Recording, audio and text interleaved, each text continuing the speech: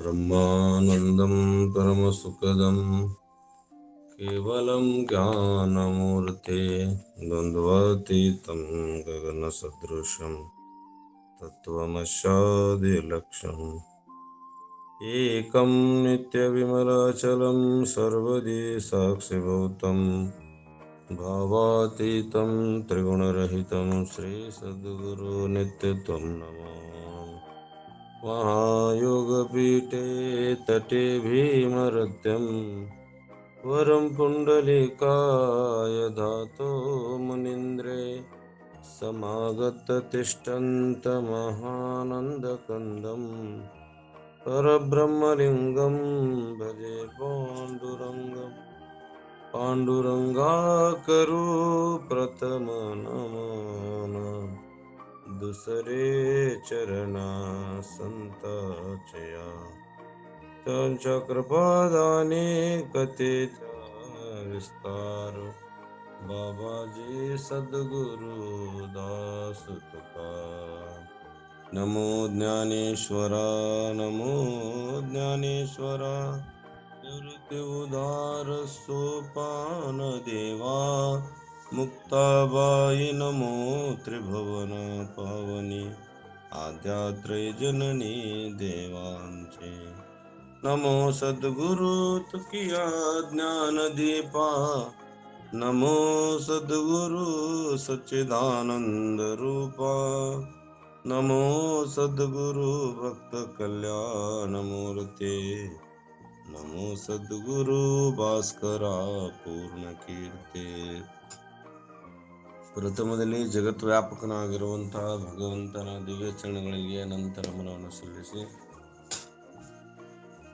ಜಗತ್ತಿನಲ್ಲಿ ಅವತಾರಿ ಪುರುಷರಾಗಿರುವಂತಹ ಎಲ್ಲ ಸಂತ ಮಹಂತರಲ್ಲಿ ಅನಂತ ನಮನವನ್ನು ಸಲ್ಲಿಸಿ, ಕ್ಷೇತ್ರದ ಜಗದ್ಗುರು ಆಗಿರುವಂತಹ ಬಸವೇಶ್ವರರ ಶ್ರೀ ಚರಣಗಳಿಗೂ ಅನಂತ ನಮನವನ್ನು ಸಲ್ಲಿಸಿ, ಯಾವ ಬೆಳಗಿನ ಜಾವ ಶ್ರವಣಕ್ಕೆ ಉಪಸ್ಥಿತರಿರುವಂಥ ಎಲ್ಲ ಸಂತ ಮಹಂತರೇ ತಾಯಂದಿರೇ ತಮ್ಮೆಲ್ಲರಿಗೂ ನಮನವನ್ನು ಸಲ್ಲಿಸಿ,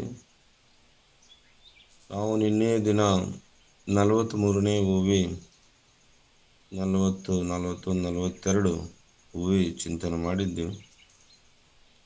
ಅದೇ ಥರ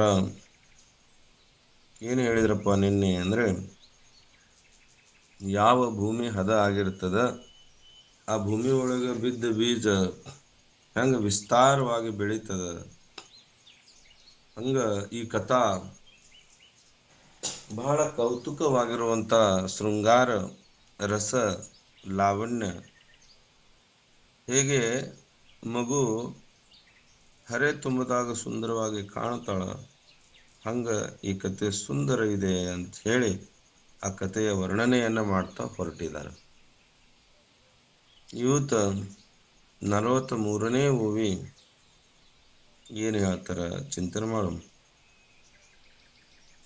नातरी उदानी माधवी घडे तेतवन शोभेची खाणी उघडे आदिला पासून अपाडे जियापरी नाना घनीभूत सुवर्ण जैसे न्याहळिता साधारण मग अलंकारी भरवे पण निवाडो दावी तैसा व्यासोक्ती अलंकारिले आवडे ते बरवे पण पातले ते जाणून काय आश्रियले इतिहासी नाना पुरये प्रतिष्ठा लागे सानिवधरो नियंगे पुराणे आख्यान रूपे जगे भारते आले म्हणवोनी महाभारती नाही तेनोही लोकी हे येणे कारणे मणिपे पाहे ವ್ಯಾಸೋಶ್ಚಿಷ್ಟ ಜಗತ್ರಯ. ಏನು ಹೇಳ್ತಾರಪ್ಪ ಅಂತ ಹೇಳಿದ್ರೆ, ಜ್ಞಾನೇಶ್ವರ ಮಾೌಲಿಯವರು ಈ ಎಲ್ಲ ಸ್ವಚ್ಛವಾಗಿರುವಂಥ ವೃಕ್ಷಗಳು ಬಂಗಾರದ ಗಟ್ಟೆಗಳನ್ನು ನೋಡಿದರೆ ಸಾಧಾರಣವಾಗಿ ಕಾಣಿಸ್ತವು.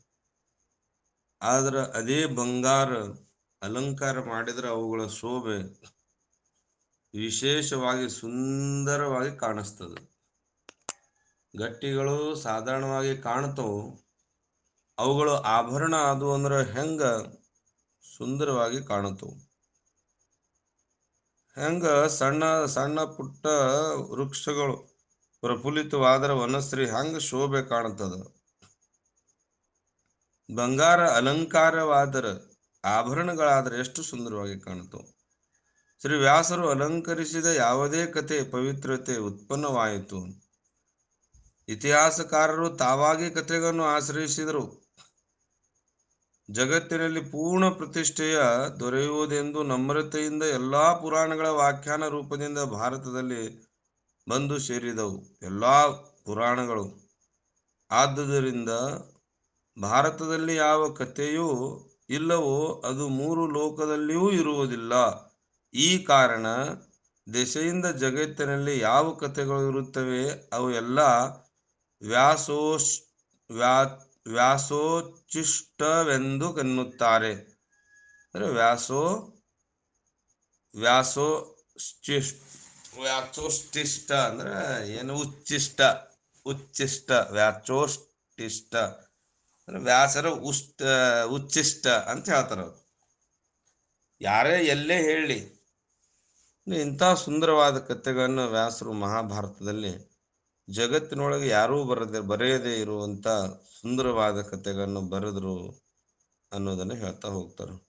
ಯಾಕಂದ್ರೆ ಮಹಾಭಾರತನೇ ಅಷ್ಟು ಸುಂದರವಾದ, ಇಡೀ ಜಗತ್ತಿನಲ್ಲಿ ಅತ್ಯಂತ ರಸಭರಿತವಾಗಿರುವಂತ ಯಾವುದಾದ್ರೂ ಗ್ರಂಥ ಇದ್ರೆ ಅದು ಮಹಾಭಾರತ.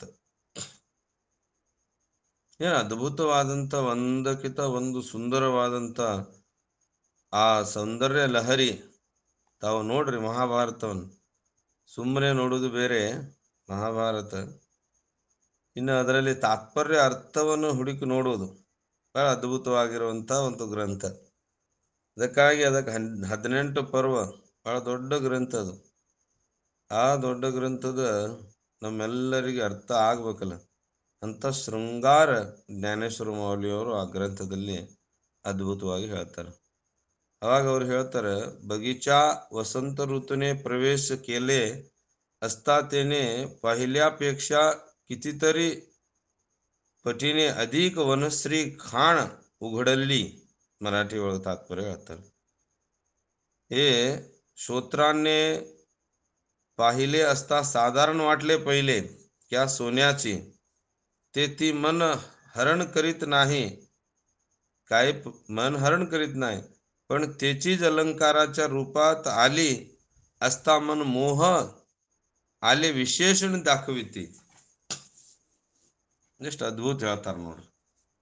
इंची सोन्याची लगड पाहिले असता साधारण वाटते. ಯಾವಾಗ ನಾವು ಬಂಗಾರ ಗಟ್ಟಿಗಳು ನೋಡ್ತೀವಿ ಸಾಧಾರಣ ಕಾಣ್ತಾವು, ती मन हरण करत नाही, आग मनस्सು ಆ ಕಡೆ ಜಗ್ಗುವುದಿಲ್ಲ. पण तीच अलंकाराचे रूपात आली असता मन मोहित आपले विशेषण दाखवले. त्याप्रमाणे भगवान व्यासाने शब्द अलंकाराची सुशोभित केलेले आणि ज्या ज्या तेव्हा आवडले त्या तेव्हा आवडून लागले ते असा महाभारत, असे इतिहासाने त्या महाभारताचा आश्रय केला. ಎಷ್ಟೋ ಇತಿಹಾಸಕಾರರು ಬಂದು ಮಹಾಭಾರತ ಆಶ್ರಯ ತಗೊಂಡು ತಾವು ನೋಡಿದ್ರಿ ಜೈಮಿನಿ ಭಾರತ ಬರೆದಾರೆ. ಲಕ್ಷ್ಮೇಶ್ ಅವರು ಅದ್ಭುತ ಮಾಡಿದ್ದಾರೆ. ಏನು ವರ್ಣನೆ ಮಾಡ್ಯಾರಂದ್ರೆ ಜೈಮಿನಿ ಭಾರತದೊಳಗ ಉರಗ ಪತಂಗಂ ಅಂತ ಏನೋ ಒಂದು ಹೇಳ್ತಾರ ಅವರು. ಬೆವರು ನೀರಿನೊಳಗೆ ಬೆವರು ಬಂದಿತ್ತತ್ರಿ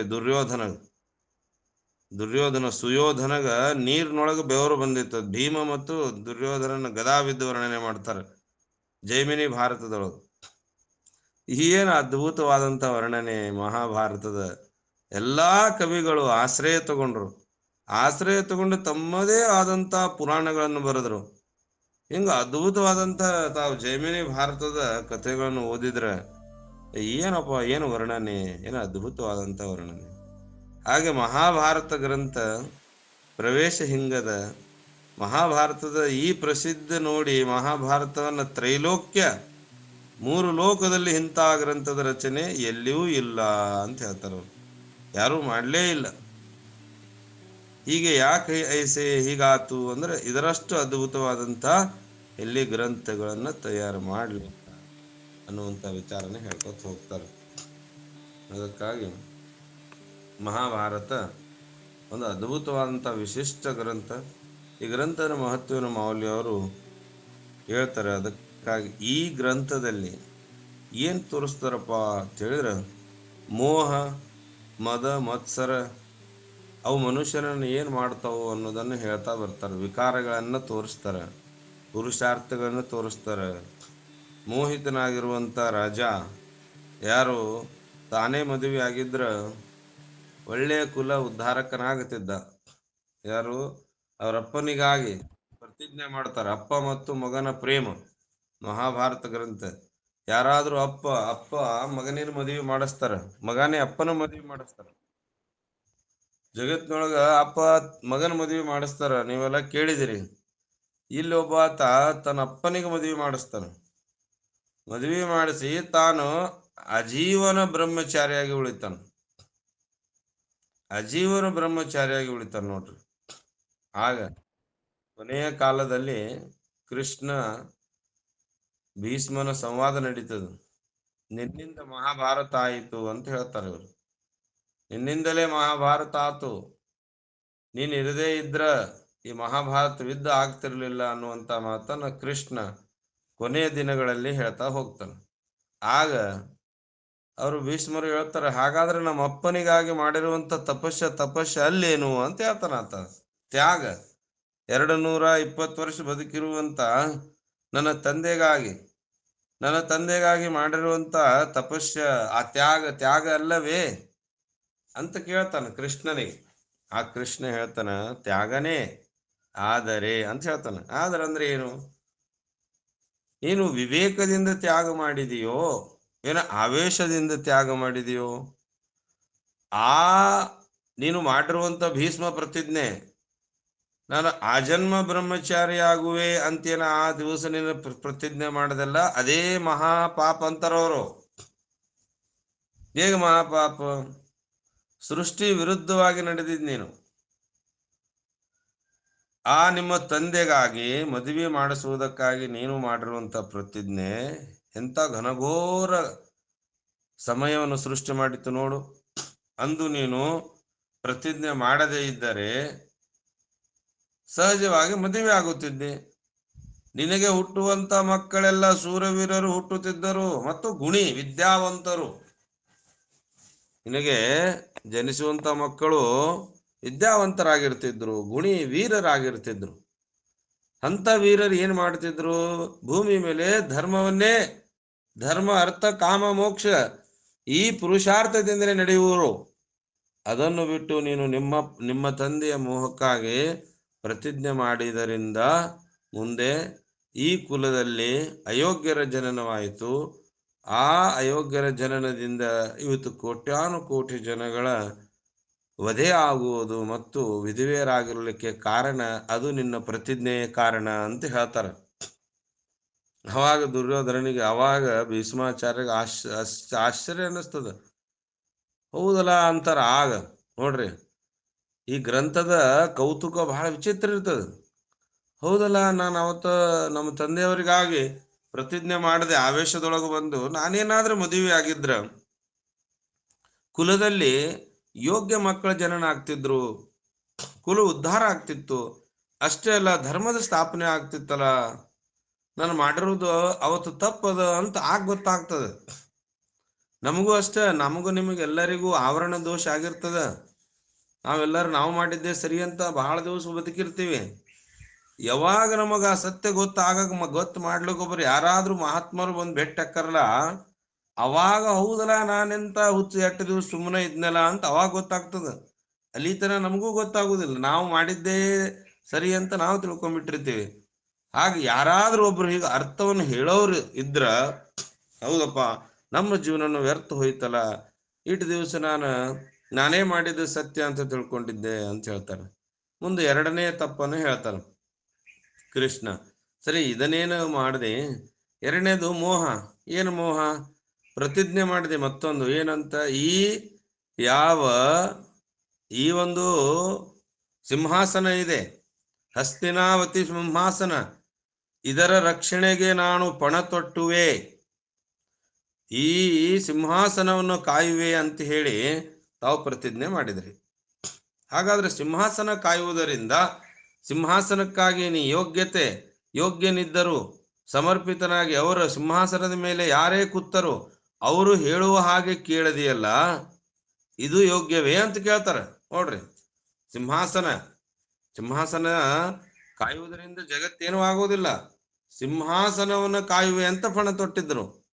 ಸಿಂಹಾಸನ ಅಂತ ಕಾಯುವೆ ಅಂತ ಪಣ ತೊಟ್ಟಿರುವಂತ ಮೋಹ, ಆ ಸಿಂಹಾಸನದ ಮೇಲೆ ಯಾರೇ ಕೂತರು, ಅಯೋಗ್ಯ ಕೂತರು ಆತನ ಆಜ್ಞೆ ಅಂತ ನಡೆಯಬೇಕಾಯ್ತು. ಎಂತ ವಿಚಿತ್ರ ದುರ್ದೈವ.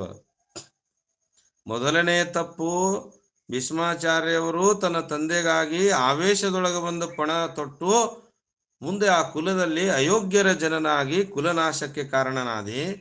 ತದನಂತರ ಹೇಳ್ತಾರ, ಎರಡನೇ ತಪ್ಪಂದ್ರೆ ಆ ಸಿಂಹಾಸನದ ರಕ್ಷಣೆ ಮಾಡುವೆ. ಆ ಸಿಂಹಾಸನದ ರಕ್ಷಣೆ ಮಾಡುವೆ ಎಂದು ಪಣ ತೊಟ್ಟ ಮೇಲೆ ಸಿಂಹಾಸನದ ಮೇಲೆ ಯಾರೇ ಕೂಡಲಿ, ಅಯೋಗ್ಯರೇ ಕೂಡಲಿ, ಅವರೇ ಹೇಗೆ ಹೇಳುತ್ತಾರಲ್ಲ ಅದರ ಹಾಗೆ ನಡೆಯುವುದು ನಿನ್ನ ಕರ್ತವ್ಯವಾಯಿತು.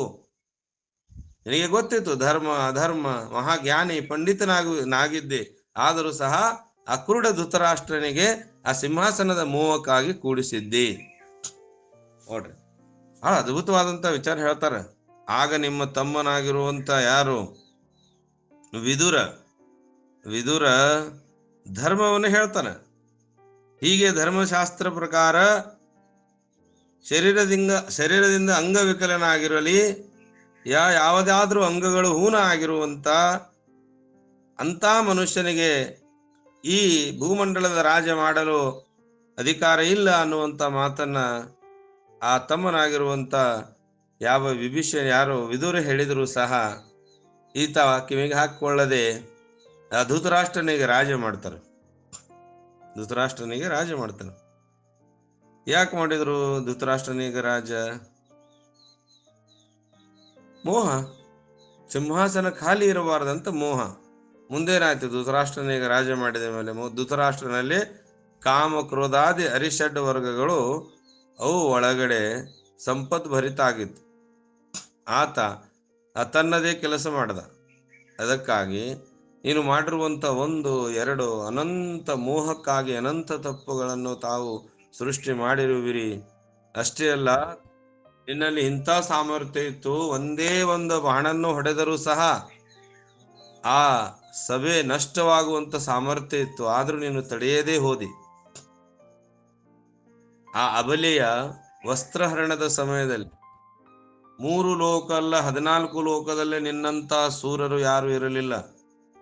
ಅಂತ ಮಹಾನ್ ಸೂರನಾಗಿರುವಂತ ನೀನು ಒಂದೇ ಒಂದು ಬಿಲ್ಲು ಟೇಂಕಾರದಿಂದ ಇಡೀ ಸಭೆ ನಷ್ಟ ಮಾಡಬಹುದಿತ್ತು, ಆದರೂ ನೀನು ಅವರ ಹಾಕಿರುವಂತ ಆಜ್ಞೆಯನ್ನು ಮೀರದೆ ಮೌನಿಯಾಗಿ ಕುಳಿತಿರುವಿ. ಒಬ್ಬ ಅಬಲೆಯ ವಸ್ತ್ರಹರಣದ ಸಮಯದಲ್ಲಿ ಮೂಕನಾಗಿದ್ದೆ.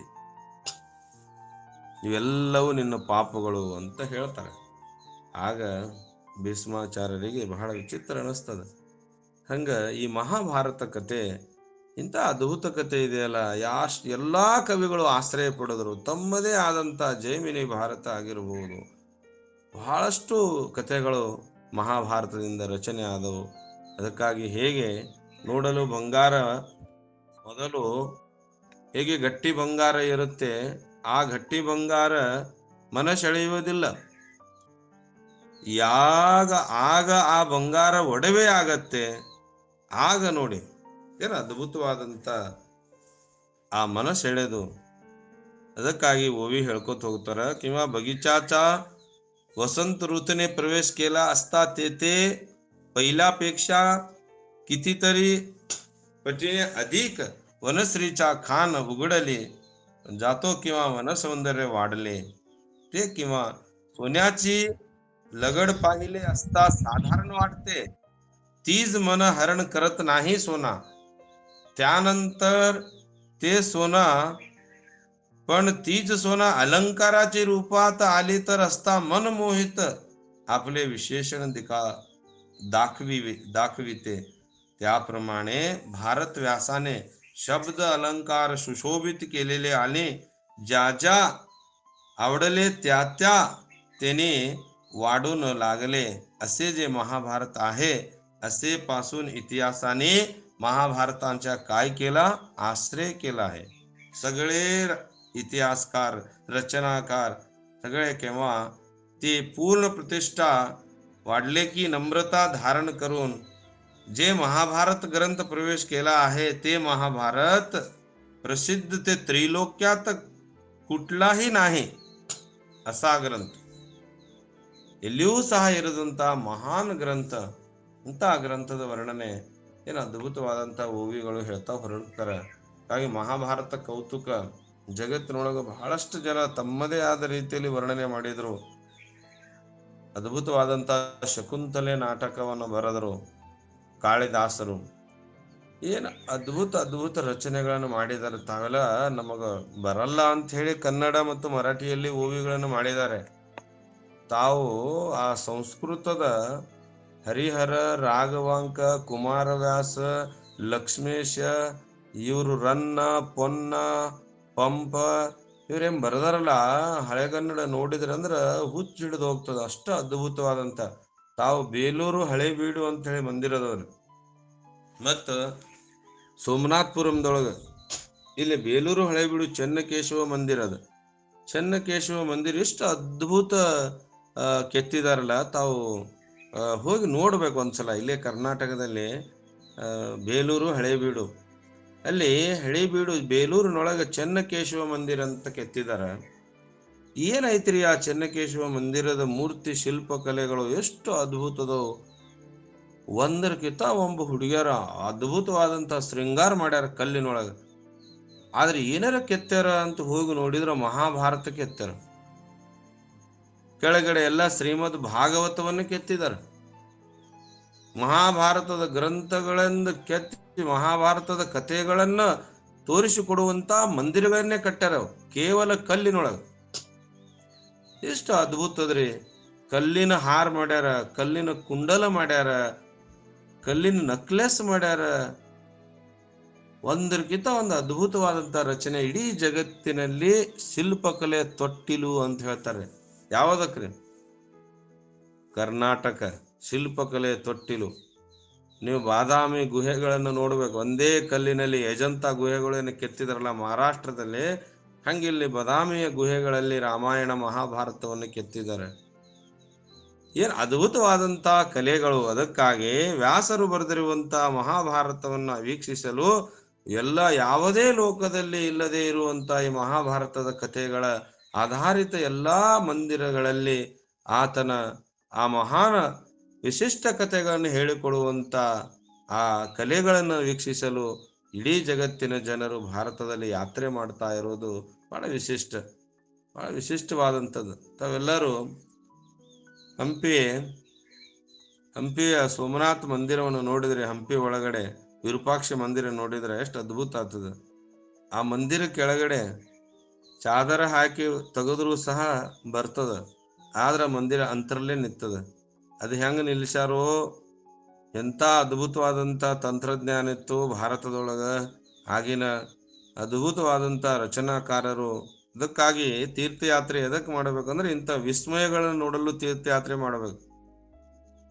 ತೀರ್ಥಯಾತ್ರೆ ಯಾಕೆ ಮಾಡ್ಬೇಕ್ರಿ? ವಿಸ್ಮಯಗಳನ್ನ ನೋಡೋಲು. ಅಲ್ಲಿ ಭಗವಂತ ಮತ್ತು ಸಂತರ ಶರಣರು ಮಾಡಿರುವಂತ ತಪಸ್ಸೆ ಕಾಣ್ತದ ನಮಗೆ. ಅಂತ ಅದ್ಭುತವಾದಂತ ಭಾರತ, ಶ್ರೇಷ್ಠ ಭಾರತ. ತ್ರಿಲೋಕದಲ್ಲಿ ಇತಿಹಾಸಕಾರರು ಈ ಮಹಾಭಾರತ ಅಷ್ಟೇ ಅಲ್ಲ, ಈ ಭಾರತವೂ ಸಹ ಧರ್ಮದ ಪವಿತ್ರ ಸ್ಥಾನ, ಅಂತ ಪವಿತ್ರ ಭೂಮಿ ಮಹಾಭಾರತ. ಈ ಮೂರು ಲೋಕದಲ್ಲಿ ಭಾರತದಷ್ಟ ಶ್ರೇಷ್ಠವಾಗಿರುವಂತ ಗ್ರಂಥ ಮತ್ತೆ ಯಾವುದು ಇಲ್ಲ ಅನ್ನುವಂತ ಗ್ರಂಥದ ಮಹತ್ವವನ್ನು ಹೇಳ್ತಾ ಹೊರಡುತ್ತಾರೆ. ಈ ಗ್ರಂಥ ಕೌತುಕ ಅದ, ಶೃಂಗಾರ ಅದ, ಒಂದರಿಗಿಂತ ಒಂದು ಶ್ರೇಷ್ಠವಾಗಿರುವಂಥ ಶಬ್ದ ರಚನೆ ಮತ್ತು ಎಲ್ಲಾ ಕವಿ ಪುಂಗರು ಬಂದು ಆಶ್ರಯ ಪಡೆದರು. ತಮ್ಮದೇ ಆದಂಥ ಸಿದ್ಧಾಂತಗಳನ್ನ ರಚನೆ ಮಾಡಿದರು, ತಮ್ಮದೇ ಆದಂಥ ಕೃತಿಗಳನ್ನ ರಚನೆ ಮಾಡಿದರು. ಆಶ್ರಯ ಅದಕ್ಕೆ ತಾಯಿ ಯಾರು ಅಂತ ಹೇಳಿದ್ರೆ ಮಹಾಭಾರತ. ಇದರ ಅಧಿಷ್ಠಾನದ ಮೇಲೆ ಎಷ್ಟೋ ಗ್ರಂಥಗಳ ರಚನೆ ಮಾಡಿದರು ಅನ್ನುವಂಥ ಮಾತನ್ನ ಇಲ್ಲಿ ಹೇಳ್ತಾ ಹೋಗ್ತಾರೆ. ಅದಕ್ಕಾಗಿ ವನಶ್ರೀ ಹೆಂಗ ವಸಂತ ಋತುವಲ್ಲಿ ಸುಂದರ ಕಾಣುತ್ತೋ, ಬಂಗಾರ ಹೇಗೆ ಆಭರಣ ಆದಾಗ ಮನುಷ್ಯನ ಮನಮೋಹನ ಮಾಡ್ತದೆ, ಅದೇ ಪ್ರಕಾರ ಶಬ್ದದ ಅಲಂಕಾರ ಸುಶೋಭಿತವಾಗಿರುವಂಥ ಗ್ರಂಥ ಮೂರು ಲೋಕದೊಳಗ ಈ ಮಹಾಭಾರತನಂಥ ಗ್ರಂಥ ಇಲ್ಲ. ಅದಕ್ಕಾಗಿಯೇ ಎಲ್ಲಾ ಕವಿಪುಂಗರು ಇದರ ಆಶ್ರಯ ತಗೊಂಡು ಮಹಾಭಾರತವನ್ನು ಅದ್ಭುತವಾದಂಥ ರಚನೆ ಮಾಡಿ ಮೂರು ಲೋಕದಲ್ಲಿ ಇಂಥ ಗ್ರಂಥ ಯಾವುದೇ ಇರದು ಅನ್ನುವಂಥ ಮಾತನ್ನ ಮೌಲ್ಯವರು ಗ್ರಂಥದ ಮಹತ್ವನ ಹೇಳ್ತಾ ಹೊರಡ್ತಾರೆ. ಹಾಗಾಗಿ ಇಲ್ಲಿ ತರ ಈ ವರ್ಣನೆಯನ್ನು ಮಾಡ್ತಾ ಹೋಗ್ತಾರೆ. ಗ್ರಂಥದ ವರ್ಣನೆ ಮಾಡಿರುವಂಥ ವಿಚಾರಗಳು ಕೃಷ್ಣಾರ್ಪಣ ಭಗವಂತನಿಗೆ ಅರ್ಪಣೆ ಮಾಡಿ ಶ್ರೀ ಜ್ಞಾನೇಶ್ವರ ಅರ್ಪಣ ಭಗವಂತ ಸ್ವರೂಪಿ ಆಗಿರುವಂಥ ಜ್ಞಾನೇಶ್ವರ ಮಹಾರಾಜರಿಗೂ ಶ್ರೀ ಚರಣಗಳಿಗೆ ಸಮರ್ಪಣೆ ಮಾಡಿ ತಮ್ಮೆಲ್ಲರಿಗೂ